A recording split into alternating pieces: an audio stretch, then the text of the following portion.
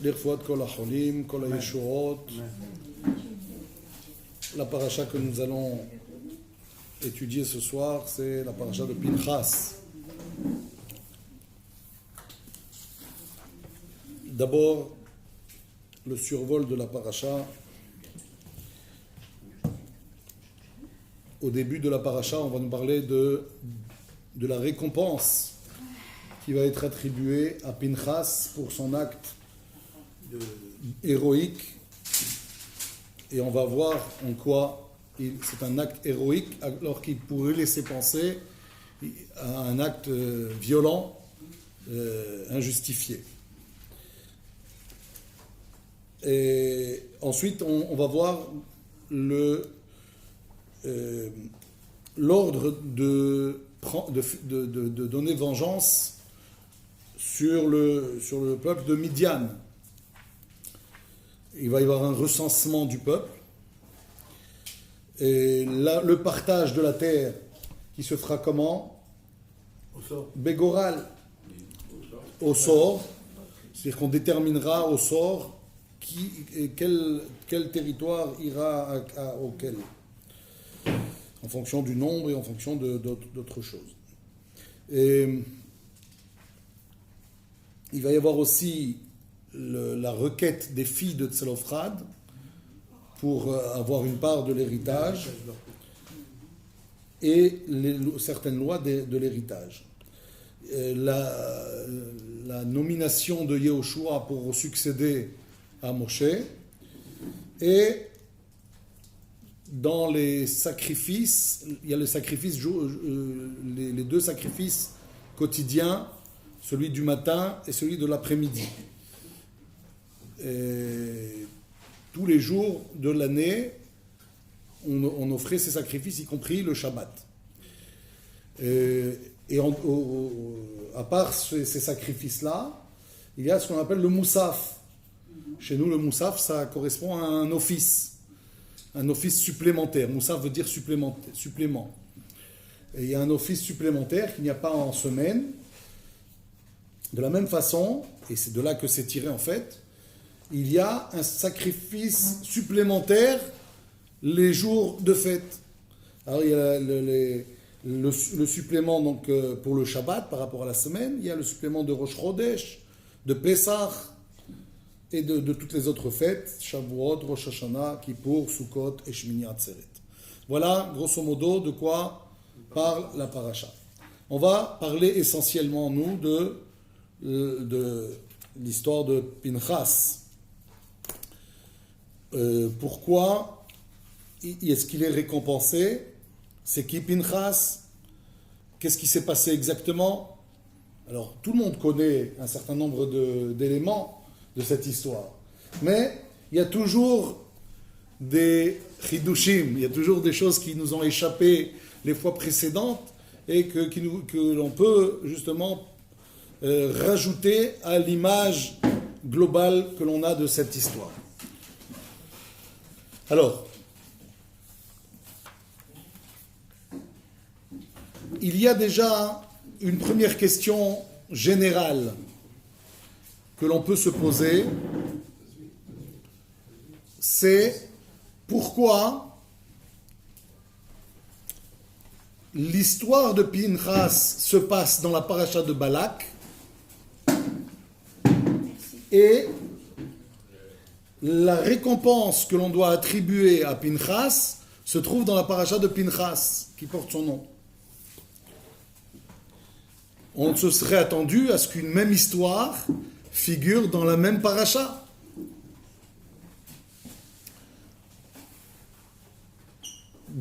Deuxième question que l'on peut se poser, c'est, vous savez, parfois pour rattraper dans les années où il y a moins de Shabbat, parce qu'il n'y a pas le 13e mois, il y a des besoins donc de rattraper un certain nombre de parachas par rapport à l'année.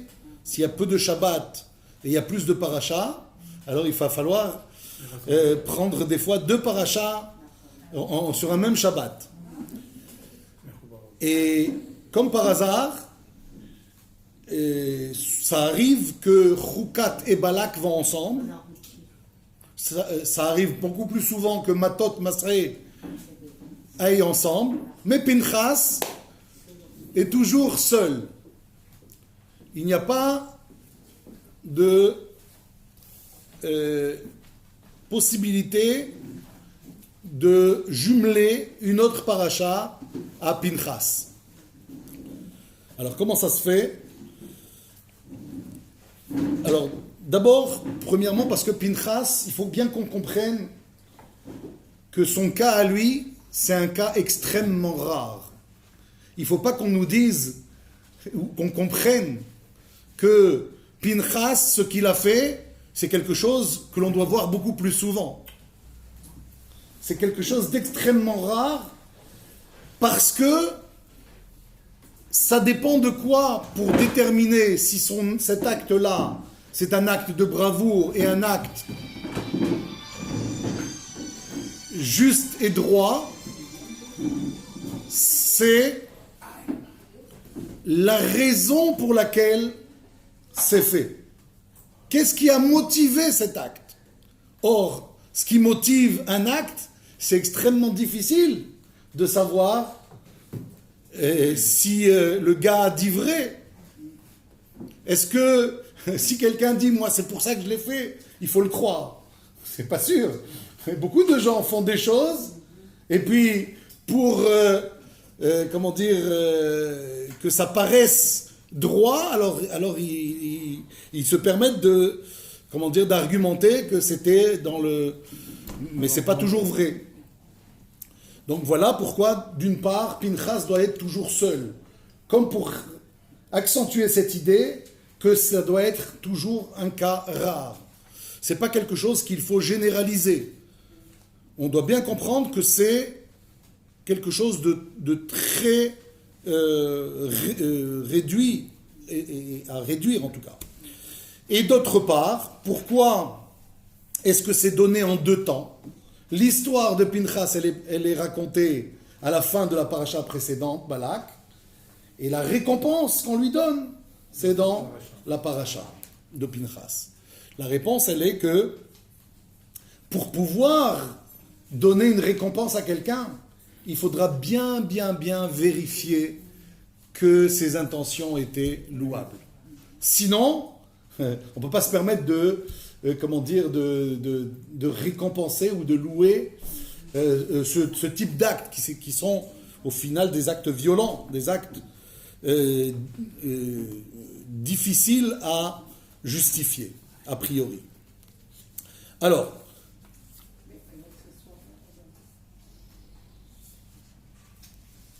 ceci étant dit, l'histoire, donc elle commence dans la paracha de Balak. À la fin.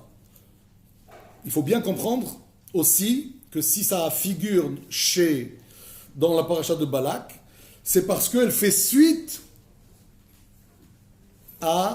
au conseil que donne Bil'am à Balak pour exterminer le peuple juif.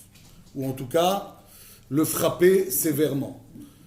Ça aurait pu être beaucoup plus grave, ce qui s'est passé. Oui. On aurait pu avoir un résultat beaucoup plus grave, Chas v'Shalom. Et c'est Pinchas, justement, qui a réduit l'impact de ce conseil que Bil'am a donné à Balak. Alors, où est-ce qu'on voit ça, que le conseil de Bil'am? C'est un passouk dans Balak qui dit « Ve'ata » une fois qu'ils se sont brouillés, Balak et Bil'am, parce qu'il lui a demandé, mais je t'ai demandé de le maudire, et puis ce que sort de ta bouche, c'est des bénédictions, c'est pour ça que je t'ai fait venir. Et donc il s'est mis en colère, il dit, alors si c'est ça, retourne chez toi, tu ne mérites aucun kavod, aucun honneur. Et on aurait pu croire que Bil'am, étant rejeté de la sorte par Balak, il aurait pu partir et claquer la porte. Il ne le fait pas. Il va d'abord donner un conseil à Balak. Comment ça se fait? A priori, s'ils se sont brouillés, Pourquoi lui donner un conseil? Parce que la haine du juif, elle dépasse, si vous voulez, la querelle qu'il a avec Balak.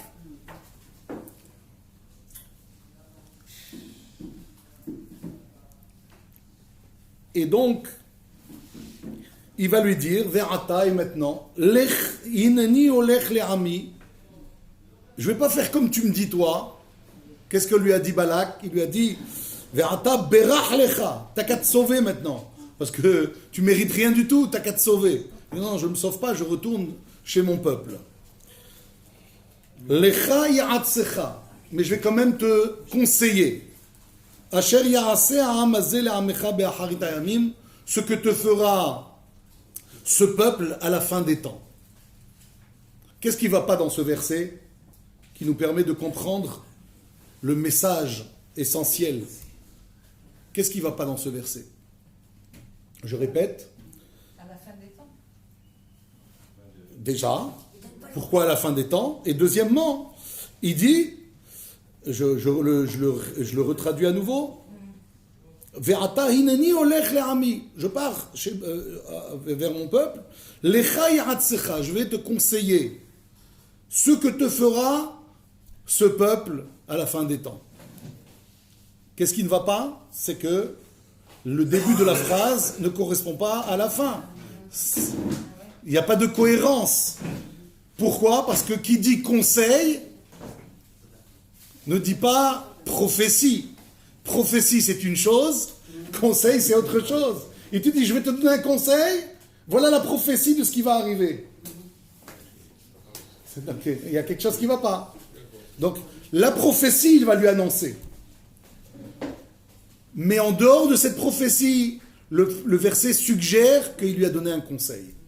Et ce conseil, c'est ce qui va faire que, quand on va raconter le rapprochement entre Moab et le peuple juif, on va comprendre qu'il s'agit d'un conseil donné par Bilam. Et la prophétie, ça va être quoi? La prophétie, ça va être que tu n'as rien à craindre de ce peuple tant que tu ne l'attaques pas. Tant que tu ne l'attaques pas physiquement, tu n'as rien à craindre. Pourquoi? Parce que le peuple juif ne peut rien te faire maintenant. Il ne peut le faire qu'à la fin des temps, c'est à la fin d'un certain temps. C'est-à-dire, après que David soit devenu roi, etc., c'est là qu'il va se passer quelque chose avec Moab. Pourquoi c'est ainsi? Pourquoi est-ce qu'on n'a pas le droit d'attaquer Moab, sauf s'il nous déclare la guerre? Parce que Akadosh Baruch Hu a demandé au peuple juif de ne pas faire la guerre à Moab. Dans la mesure où de Moab allait sortir Ruth qui allait donner David. Et pour d'autres raisons aussi. Une des raisons encore, c'est parce que ce peuple-là vient de Lot. Lot ayant servi à Abraham et a aidé Abraham en quelque sorte, alors on avait une interdiction de s'attaquer directement à eux. Mais on a bien vu que d'autres peuples qui nous ont déclaré la guerre, à qui on ne devait pas, faire du mal, a priori, quand ils nous ont déclaré la guerre, ils nous ont attaqués, alors on s'est défendu et on a pris leur terre. Avec l'aide de Dieu, évidemment, avec les miracles que ça a comporté, comme Sichon et Og, par exemple, qui, eux, se voyaient comme les défenseurs des pays de la région, et donc ont décidé d'attaquer le peuple juif. Et en attaquant, ça nous a permis de prendre leur terre, et ce qu'on appelle aujourd'hui la Jordanie, ou la Transjordanie. La Cisjordanie, c'est à l'intérieur. Et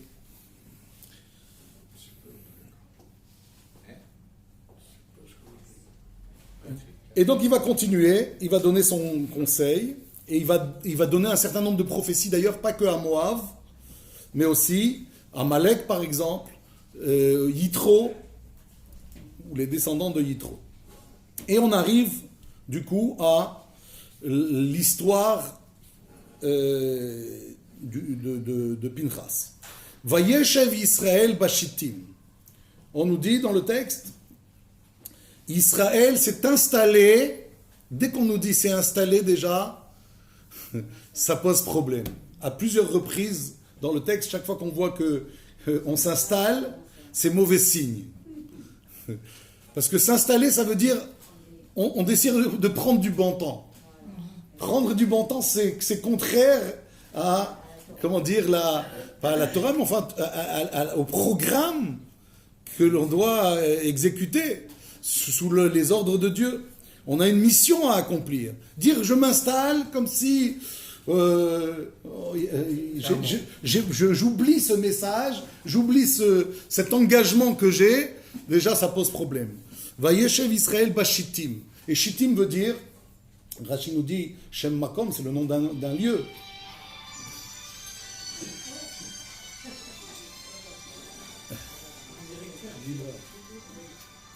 Le nom d'un lieu, mais au-delà de ce que dit Rashi, Shittim suggère aussi un certain nombre d'idées. Shittim, ça vient du mot shtut. Parce que c'est là qu'ils se sont adonnés à quelque chose de complètement idiot. On a du mal à comprendre comment ce peuple, qui 40 ans dans le désert, ont étudié la Torah, et ont été vus par Bil'am de façon extraordinaire. Il a dit à leur sujet, Matovu oalecha Yaakov, mishkenotecha Israël. Il dit, qu'est-ce qu'elles sont belles tes tentes, Yaakov, c'est-à-dire toute la tsniout, comment on appelle ça, la pudeur qu'il y a dans leur façon d'installer leur tente.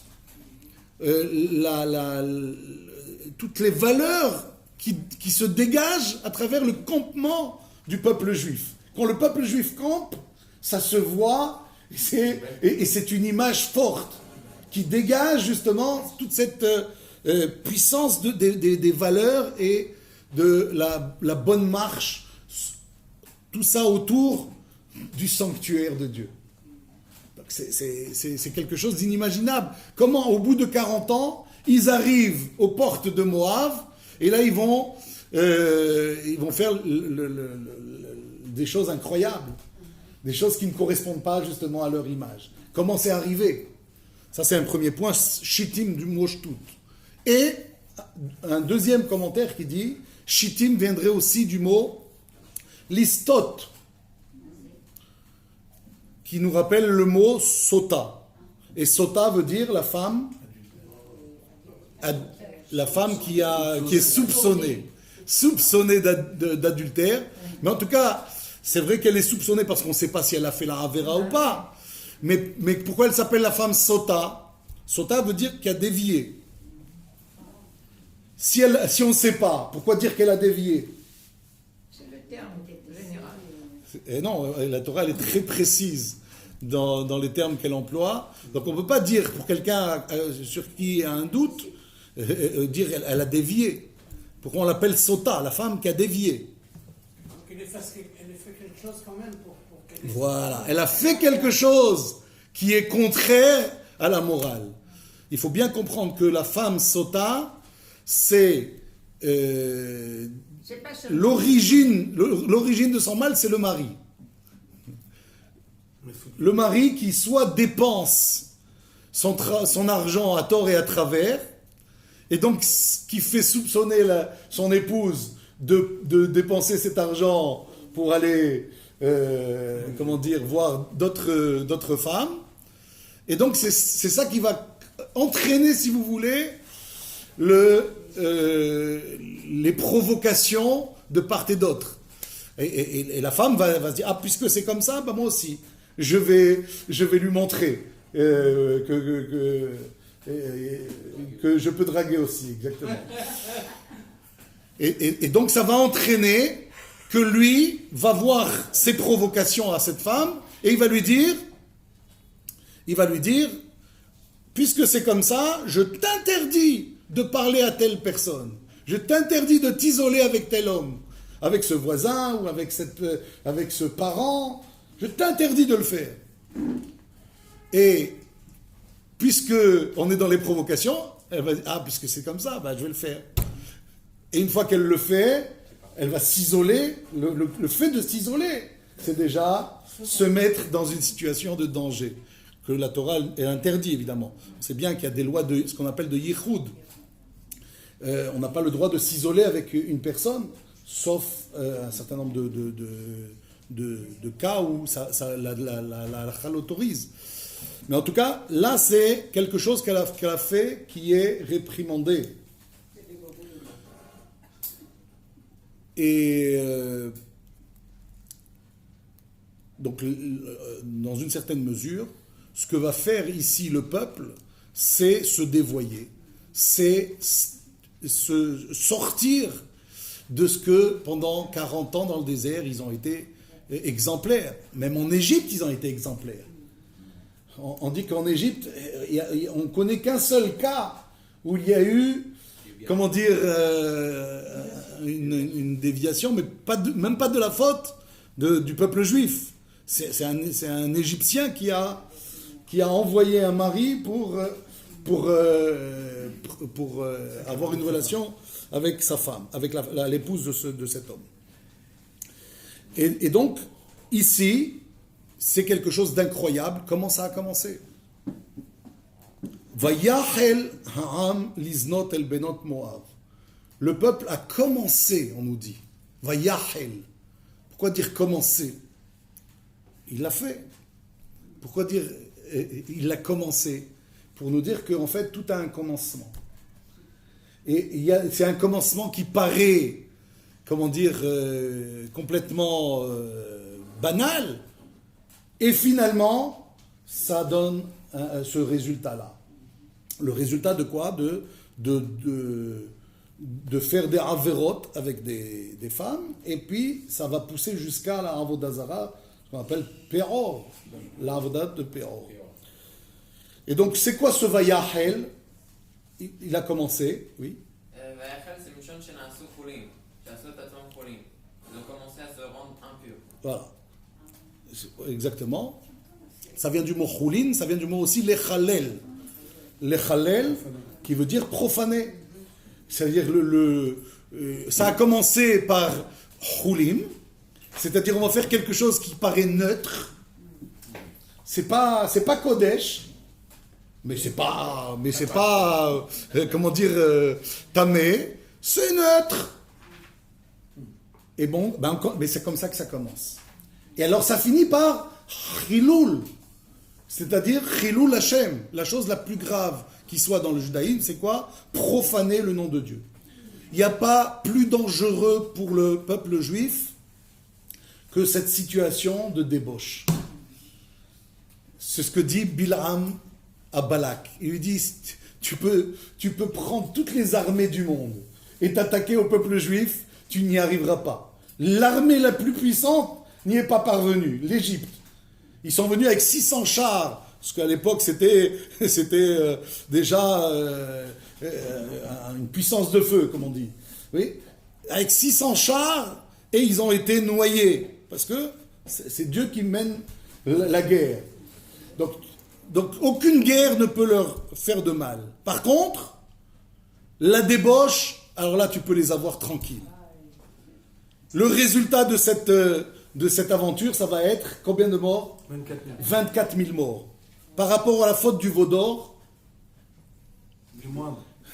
c'est plus. Oui, Le veau d'or, est moindre. le veau d'or, c'est 3 000 morts. Là, il y a 24 000 morts. Pourtant, c'était à Pourquoi 24? C'est marrant ce chiffre, qui revient d'ailleurs. Quelqu'un m'a un jour, cette semaine, relevé. Pourquoi 24 000? C'est parce que la Torah, elle comporte 24 livres. Que la débauche, en fait, c'est comme mettre la Torah à terre. Ça veut dire il n'y a plus rien. S'il y a la débauche, il n'y a plus rien.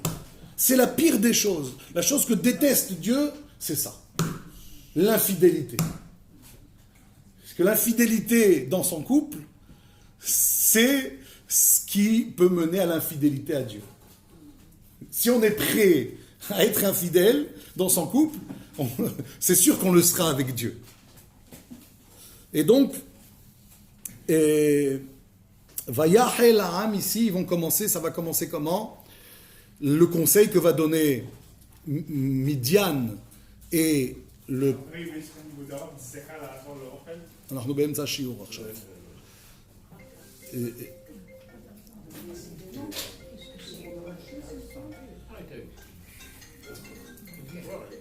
רוצה לעזור לאימא שלי. אני רוצה לעזור לה. אז תבוא מחר. תבוא מחר. אנחנו בשיעור. Alors, le conseil, donc, c'était de faire participer les filles. Et Midian va avoir une part essentielle dans ça, c'est qu'elle va proposer ses filles. Ce qu'on a dit dans les thèmes de la paracha, c'est la guerre contre Midian. Alors il y a une confusion. Comment ça se fait qu'on va faire la guerre contre Midian alors que les filles en question, c'est les filles de Moab? Comment comprendre qu'on va faire la guerre en représailles à ce qui s'est passé contre Midian, alors que la débauche va se faire avec les filles de Moab? Oui? Oui, parce que Moab, c'était toutes les façons de leur mida depuis le cas départ. Ils viennent d'une femme qui allait avec son père.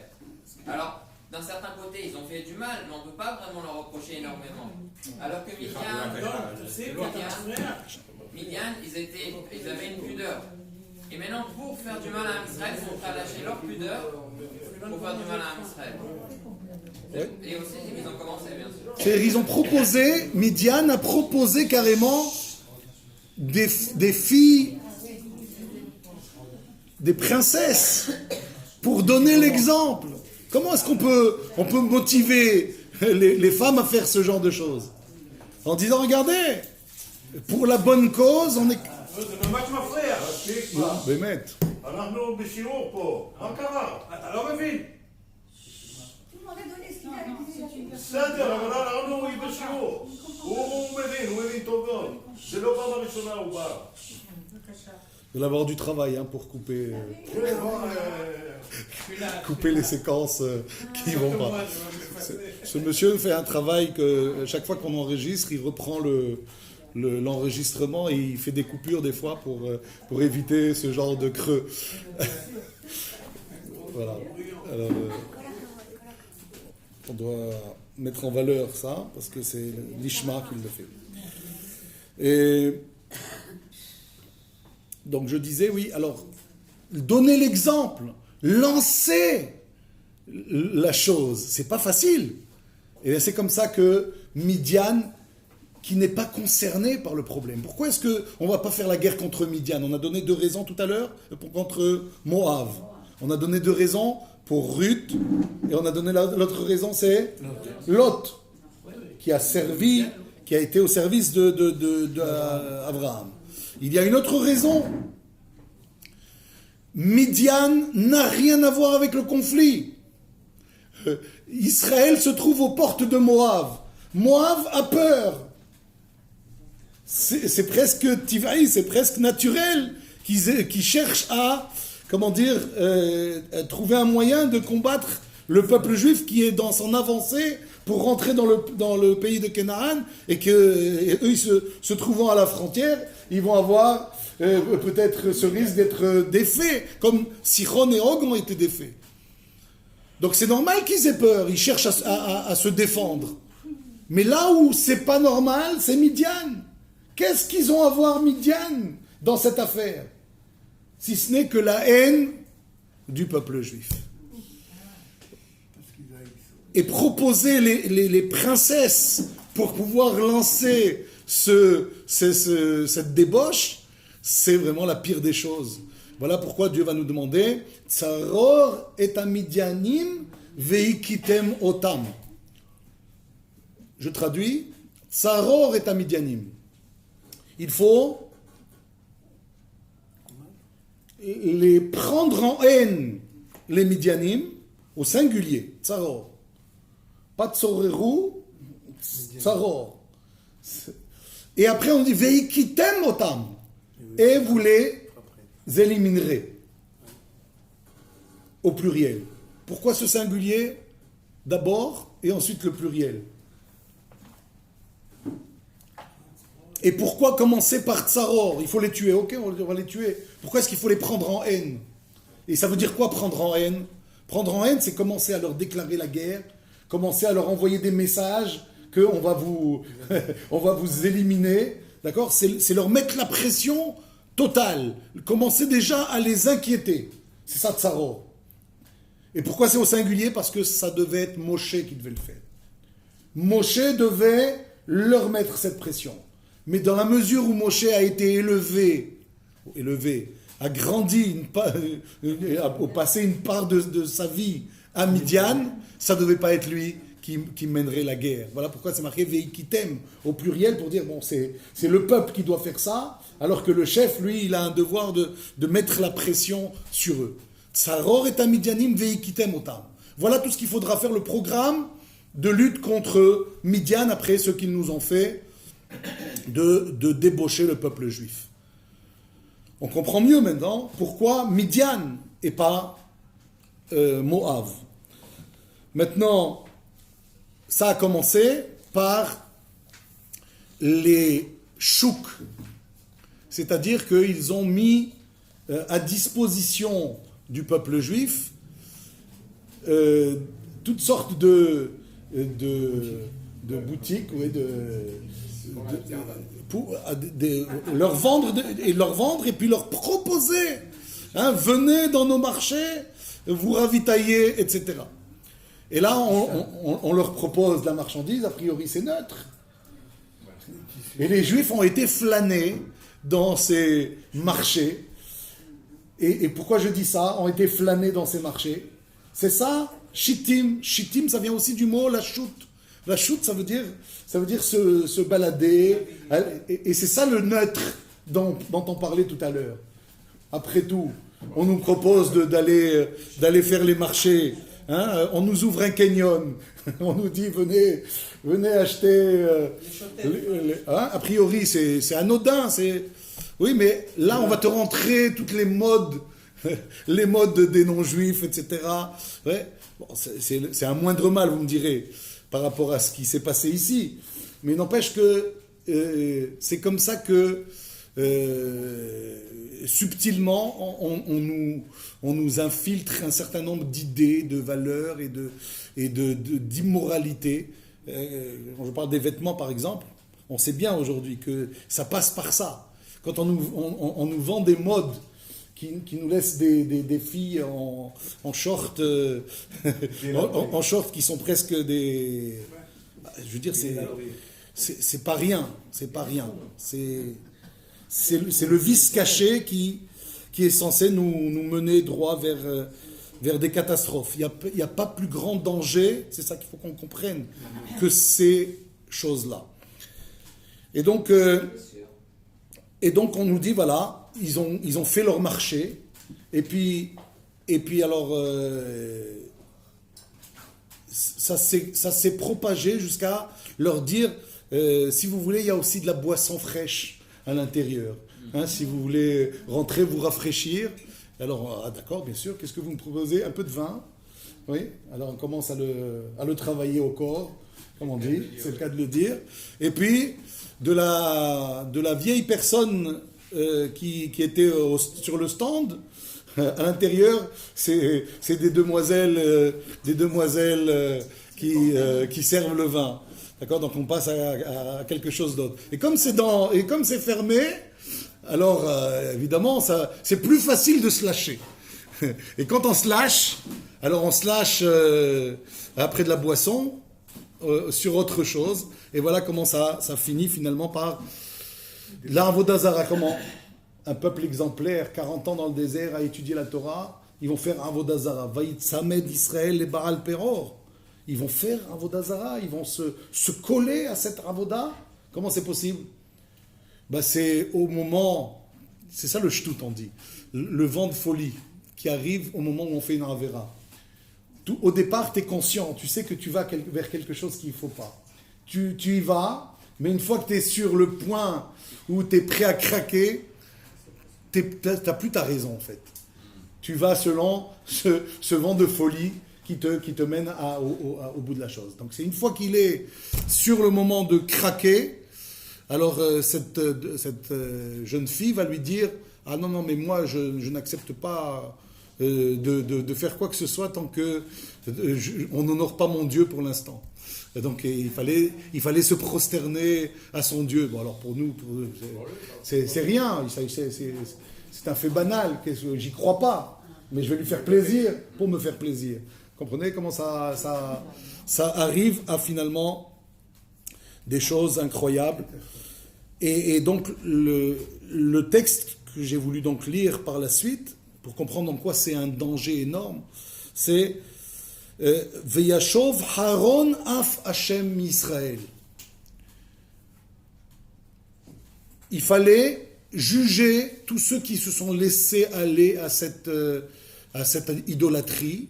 Il fallait les juger pour que revienne la colère de Dieu. Comment on appelle la colère de Dieu ici? Haron af Hashem. Dans la paracha de Pinchas, il y a un autre mot qui est employé pour parler de la colère de Dieu. Heshiv et Hamati. Il a ramené ma colère. Quelle différence? Pourquoi ici, quand on a parlé de juger toutes les personnes qui devaient l'être pour idolâtrie, pour débauche et idolâtrie, on a parlé de Haron Af. Et quand on a parlé de la récompense que l'on doit donner à Pinchas, on a dit Heshiv et Hamati.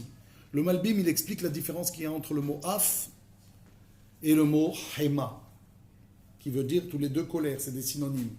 Mais on sait bien que chaque mot, il a sa nuance, sa suggestion particulière. Af, ça vient de quel mot?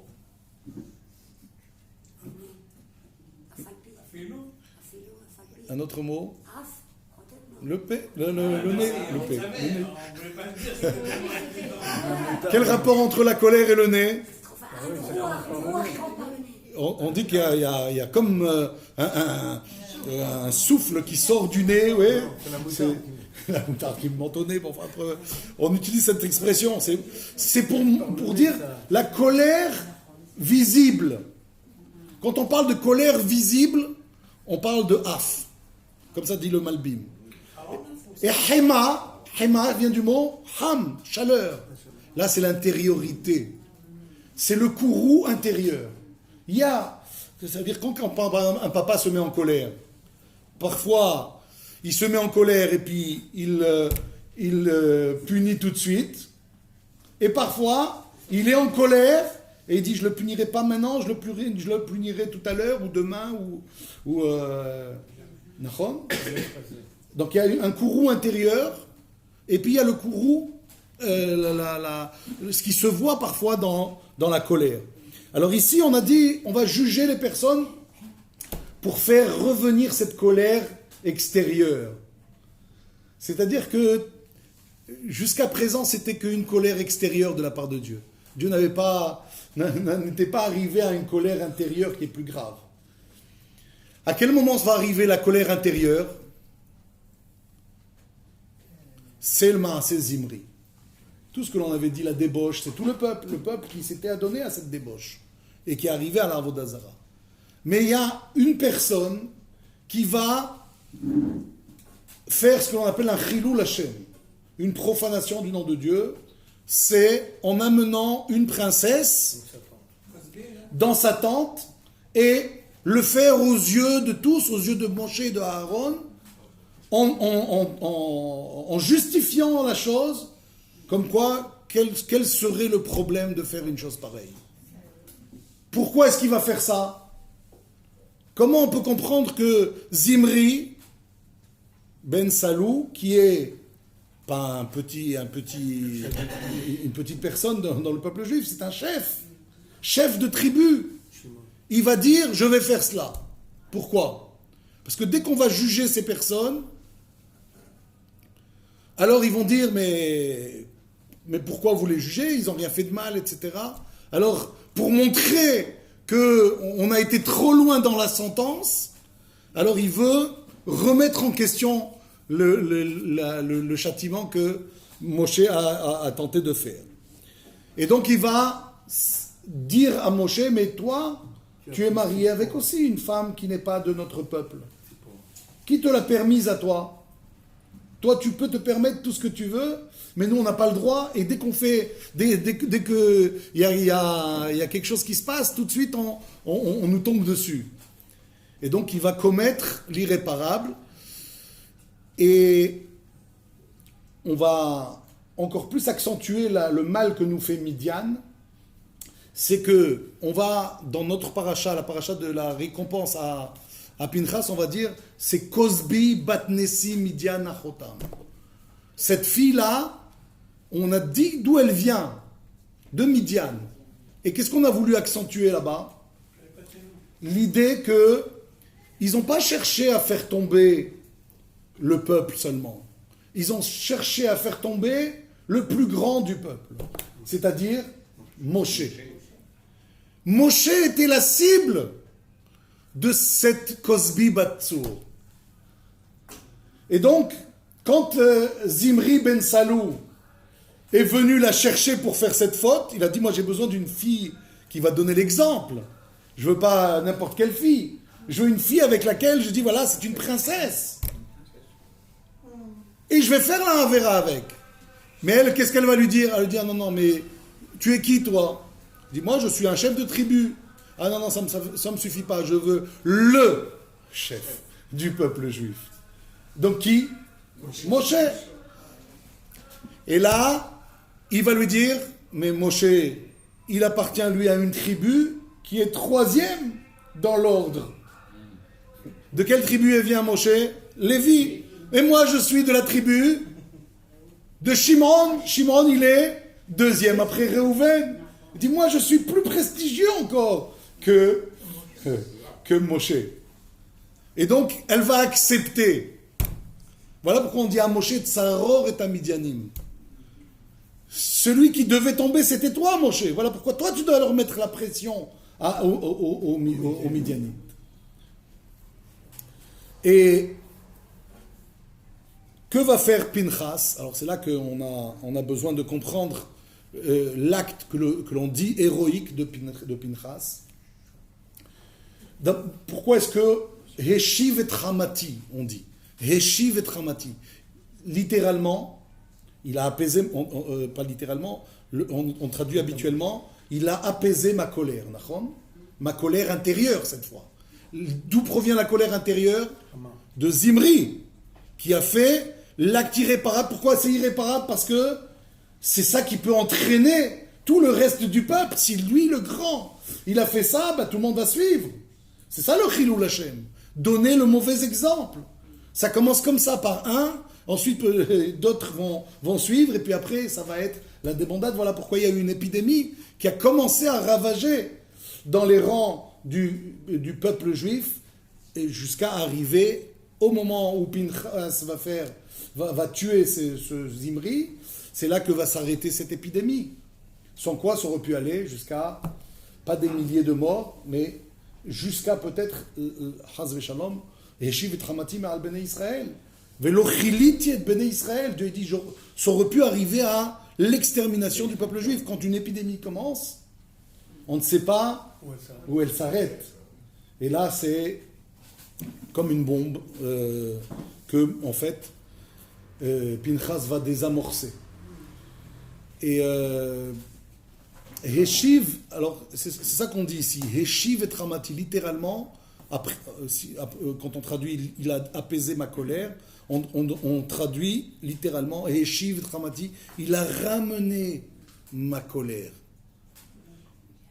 Ce qui devait être une colère qui se finit que quand le peuple juif se finit, lui, il a réussi à stopper l'hémorragie. Et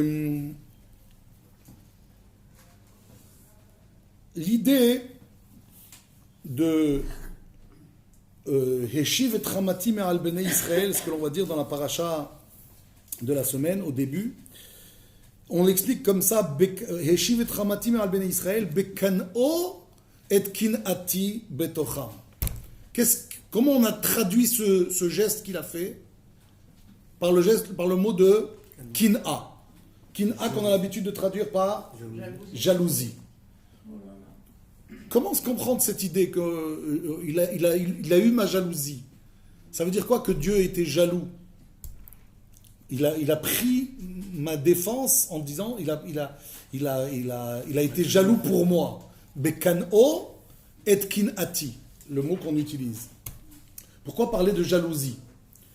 Rashi l'explique, le mot jalousie c'est comme ça qu'on traduit habituellement, kin'a, jalousie, mais en fait, il veut dire emportement. Il va le dire en français. Belaraz, emportement. Oui. Si vous retrouvez dans Rashi, vous allez voir ce terme. En fait, kin'a, on le retrouve dans plein d'endroits dans la Torah, et qui veut dire pas jalousie, véritablement, bien que c'est traduit généralement par jalousie, par emportement.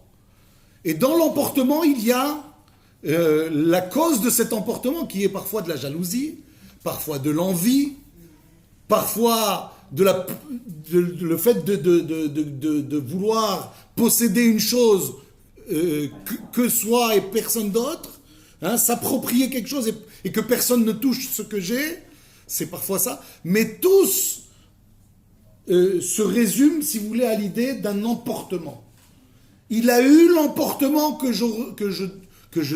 j'avais. J'avais cet emportement, il l'a pris à ma place. Et donc, quand quelqu'un est jaloux, on voit que sa cause, c'est de la jalousie, mais ce qui se passe, c'est qu'en fait, il fait une vie impossible à sa femme. Quand un enfant est jaloux, il fait la vie impossible à ses enfants, à ses parents. À ses parents, oui. C'est ça, s'emporter. C'est ça, kin'a. Et comment comprendre que Dieu, il a cette kin'a, si c'est quelque chose qui est, a priori, humain, une sorte de nature humaine qui est, qui est bête, qui est idiote. Comment comprendre ça de Dieu? On le dit de Dieu ou pas? On dit que Dieu, il est El Kana. Dieu, on traduit ça Dieu jaloux. Et on a du mal à cerner cette expression. Comment dire de Dieu qu'il est jaloux? Alors il est jaloux comme nous les humains on est jaloux? Est-ce que c'est ça que ça veut dire? Non. L'idée de jaloux ici, c'est dire que c'est un Dieu qui ne laisse pas passer les offenses. Quand on l'offense, il s'emporte. Ah, mais c'est contraire à Rahamim, à l'idée de miséricorde. On a expliqué un certain nombre de fois que la miséricorde, c'est pas de dire que Dieu, il laisse passer tout. Il est chaque fois mévater, il renonce chaque fois à frapper.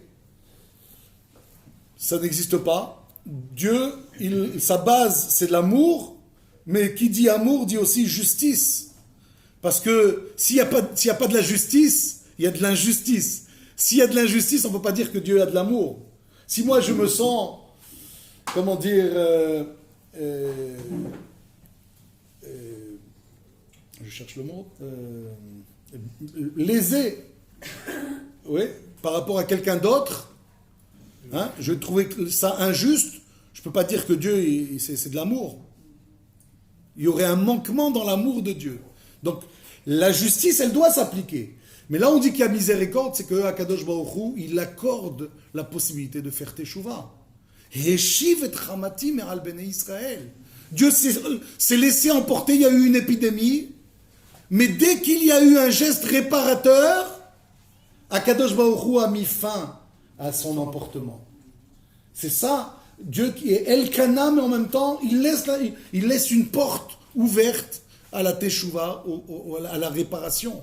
Et chacun de nous peut arriver à ce geste réparateur. Sauf que ici, celui qui va faire ce geste-là, c'est Pinchas. Malheureusement, on n'a pas le temps de rentrer en profondeur dans l'explication de son geste, mais il faut bien comprendre au moins 2-3 idées sur cette violence de Pinchas. Oui. D'après ce que j'ai compris, Pinchas a tué Zimri. Oui, il va les embrocher de sa lance. Il va les embrocher au moment de l'acte. Alors, comment c'est possible? A priori, on dit qu'un des miracles qui a eu lieu, puisque quand on dit quelqu'un, il cherche à faire le bien, Dieu l'aide dans ça. Donc lui, il a cherché à venger Dieu et le peuple juif qui commençait à être, décimé par l'épidémie. Et quand il a voulu embrocher le Zimri, s'il l'avait embroché seul, parce que c'est qui le principal coupable? C'est Zimri. Pourquoi avoir tué la femme? Ah, la femme aussi. A priori. Parce que il avait tué que Zimri, alors on aurait dit, mais attends, mais qui dit qu'il a fait la faute? Au vu de tous, ils ont... Alors, le miracle, ça a été que Zimri n'a pas pu se sortir de cette relation. Il est resté comme collé à Cosby, cette femme. Et c'est là que, voyant ça, Pinchas, il a compris que c'était le geste qu'il fallait faire et il les a embrochés. Et c'est comme ça qu'il a montré, en fait, que son acte, c'était un acte qui avait puni quelque chose de très grave. Et l'épidémie s'est arrêtée. Donc, j'avais dit au départ que pour qualifier ce geste de geste salutaire, il faut bien comprendre que Pinchas ne pensait pas sortir indemne de cette confrontation avec Zimri. Il pensait mourir, si ce n'est de la main de Zimri qui allait se défendre, peut-être après, si jamais il a été tué, de tous ceux qui gardaient l'attente. Il avait des hommes à son service qui gardaient l'attente. Comment est-ce que Bichlal, Pinchas est rentré là-bas? Avec Ruth. Il serait rentré avec une lance. On l'aurait laissé rentrer? Il l'a caché dans son... Comment on cache une lance? C'est difficile. Alors le Midrash raconte qu'il a retiré la pointe et il est rentré comme avec un bâton, en fait, comme un bâton de pèlerin, dans la tente en disant, mais moi aussi je veux faire la faute. Et alors on dit, t'as qu'à te chercher une et aller le faire ailleurs. Qu'est-ce que tu as besoin de nous embêter avec toi? Pourquoi rentrer dans cette tente-là? On dit, non, mais je viens appuyer ce que fait Zimri. Et venant de Pinchas, qui est le petit-fils d'Aaron, c'était la publicité qu'il nous fallait. On a besoin de cette publicité. Voilà pourquoi il a pu rentrer. Donc il a enlevé la pointe de cette flèche, de cette lance, et une fois rentré, d'où on sait ça dans le texte? Ça c'est le Midrash qui le raconte, c'est pas vu dans le texte, qu'il a enlevé, qu'il a remis. Oui? D'où on sait ça? C'est marqué Vaikach Romach Beyado. Il a pris une lance dans sa main. Franchement, si la Torah m'avait dit il avait pris une lance, qu'est-ce que j'aurais pensé? Dans son pied? Est-ce que la Torah a besoin de me faire une précision qui est complètement inutile? Il a pris dans sa main. La Torah a voulu nous suggérer qu'il a usé d'un stratagème pour pouvoir rentrer. Mais il savait qu'une fois rentré et accompli son acte, en sortant, il serait sorti comme n'est pas sorti, on va dire plutôt celui qui a... Je ne dis pas que c'est comparable, hein, je dis simplement ce qui s'est passé, c'est l'idée qu'il a subi un lynche. Celui qui a tué les musulmans qui priaient à Hebron. Vous vous rappelez de cette histoire? Évidemment, il serait passé la même chose avec Pinchas. On aurait finalement lynché Pinchas. Donc lui, il pensait tuer et mourir. Voilà pourquoi son acte est un acte héroïque et son acte est dénué de tout intérêt personnel. Puisque il pensait, en fait, c'était un acte kamikaze. C'était aller tuer et mourir pour l'honneur de Dieu. Et Dieu l'a sauvé. Et c'est comme ça que Dieu vient lui-même dire à Moshe, sors le récompenser, lui donner une sorte de médaille. Pourquoi est-ce qu'il fallait que ce soit Moshe qui le fasse? Parce que si Moshe le fait, ça prouve que c'est Akadosh Baruch Hu qui a demandé cela. C'est que Moshe y croit à ça. C'est pas que finalement il s'est senti obligé de le faire. Et je terminerai, parce que l'heure malheureusement est proche, il reste 2-3 minutes. Le nom de Pinchas. Pinchas, dans son nom, déjà comment Pinchas est né, et pourquoi est-ce qu'il s'il était petit-fils de Aaron, pourquoi est-ce que Dieu lui promet en tant que récompense la prêtrise pour lui et pour tous ses descendants, s'il était déjà Cohen?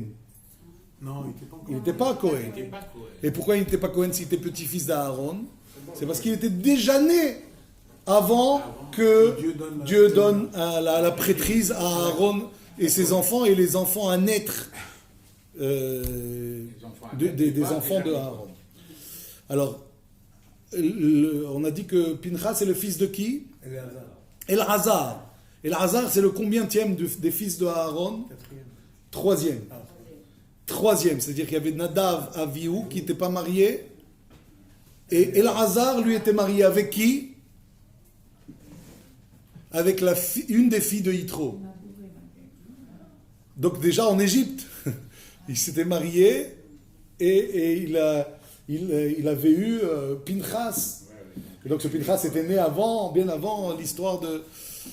Et donc Dieu a finalement rétabli ce que, a priori, de ce geste qu'a fait Pinchas, il aurait dû en être privé. C'est quoi? C'est la Keuna. On dit qu'un Kohen qui a tué une personne ne peut plus faire, par exemple, la Birkat Kohanim. Si on veut le tuer, il ne peut pas tuer. Comment? Si on veut le tuer, il ne peut pas se défendre. Ah, de se défendre, oui. Mais si, par exemple, quelqu'un a roulé à vive allure et qu'il a écrasé une personne, Hazve Shalom, que Dieu préserve, là il a un problème parce que c'est son manque de prudence, son imprudence qui a causé cette mort. Et c'est déjà suffisant. Donc, si vraiment Dieu estimait que l'acte de Pinchas c'était pas si net que ça, il lui aurait pas donné le titre de Cohen.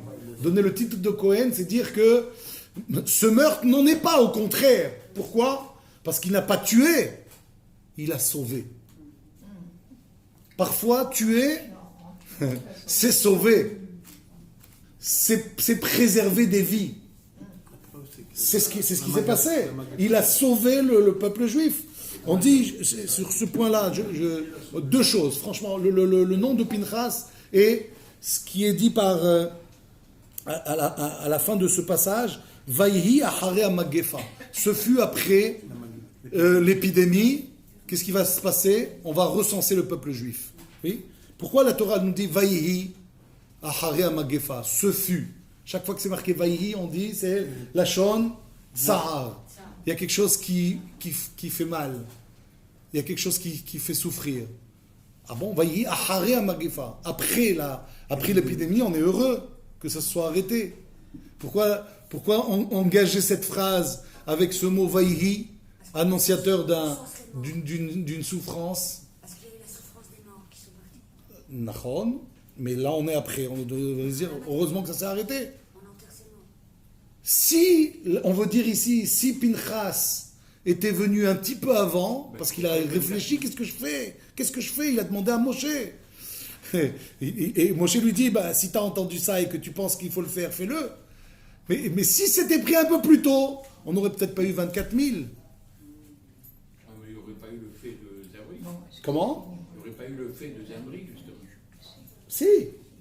Après, dès que Zimri a commencé, il serait pris un peu plus tôt, les morts se seraient arrêtés, l'épidémie se serait arrêtée plus tôt. 24 000, il a fallu attendre les 24 000. Donc ça veut dire qu'il a sauvé du monde. Mais déjà, nous, on se dit, on aurait pu sauver peut-être un peu plus. Et ça, c'est en soi quelque chose à prendre en considération. Des fois, tuer, c'est sauver. Tuer un ennemi, ne pas penser que est-ce que je dois le tuer, peut-être lui, peut-être non. On est dans ce débat malheureusement en Israël. Et c'est parfois sauver des vies. On doit pas trop se poser de questions quand il s'agit de terroristes et de gens qui sont, susceptibles de tuer nos enfants, notre peuple.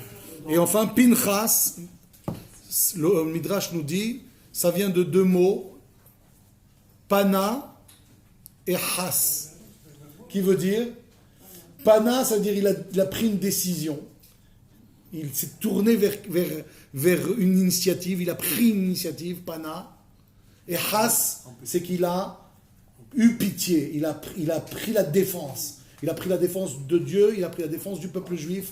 Voilà pourquoi il s'appelle Pinchas, et voilà pourquoi Pinchas était digne d'éloge, et que Pinchas, ça va être qui? Eliyahu Hanavi. Et qu'Eliyahu Hanavi, ça va être celui qui, à la fin des temps, va compléter ce qu'il n'a pas pu compléter. D'où on le sait du mot shalom de la paracha. Shalom, si vous voyez dans le Sefer Torah, le vav du mot shalom, il est coupé en deux. Comme s'il y avait deux yud au lieu d'un vav. Avec deux yud, et en prenant les autres lettres de ce mot, ça fait yashlim. Shalom, si vous prenez deux yud au lieu du vav, ça fait yashlim.